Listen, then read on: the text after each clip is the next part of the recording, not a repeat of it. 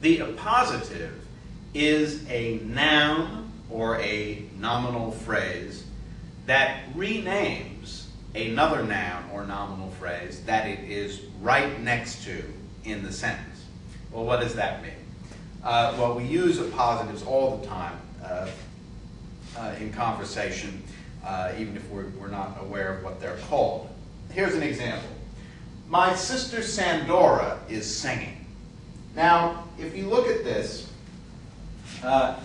my sister, that's a nominal phrase, right? Sister is the head noun, and my is the adjective there, possessive pronoun. But what is this Sandora doing there? It's not an adjective. It's bumping right against this noun, sister, but it's not modifying it. I mean, a noun is not modifying another noun. It's just two nouns that are equal. They are the same, right next to each other. And that makes this an appositive. Sandora renames the noun phrase, my sister. My sister is Sandora. It's like there's a little equal sign between these two elements. My sister is Sandora. So Sandora is what we call an appositive.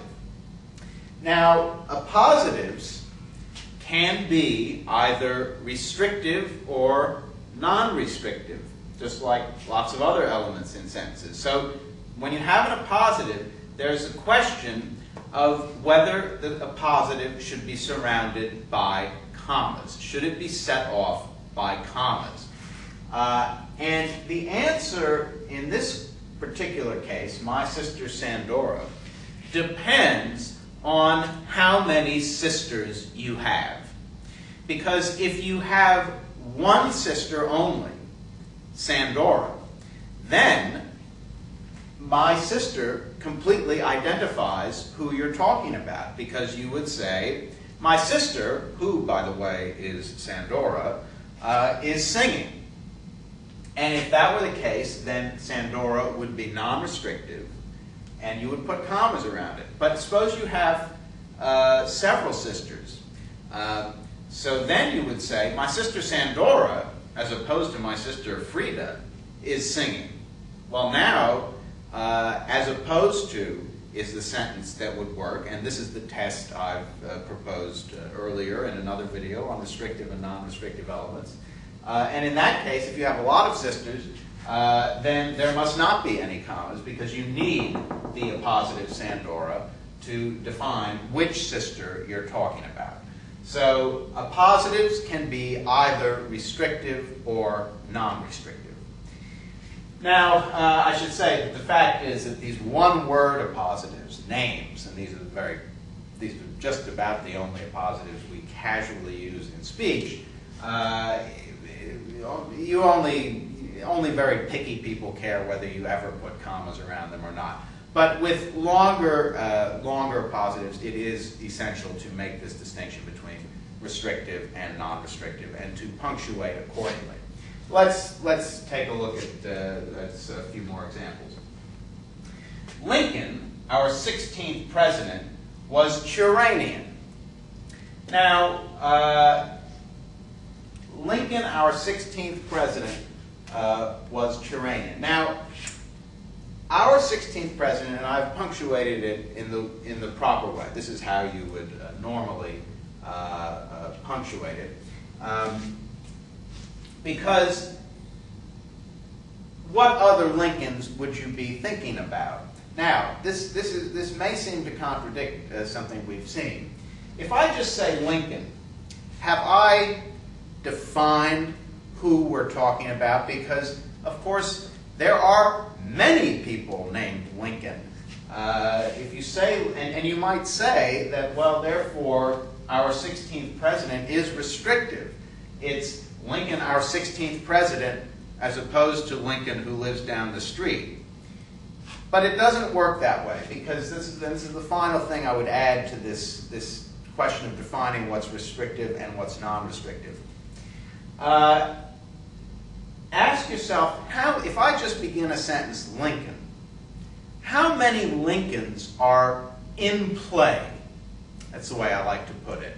That is, if you just start a conversation with somebody and say, you know, Lincoln would have done thus and so. How many Lincolns are in play? Well, if there's if there happens to be a friend of yours named Lincoln who's, standing down the hall or something, there may be some confusion. But basically, if I say Lincoln, there's only one Lincoln in play. There's only one Lincoln who is part of our general envelope of knowledge that we carry around with us all the time.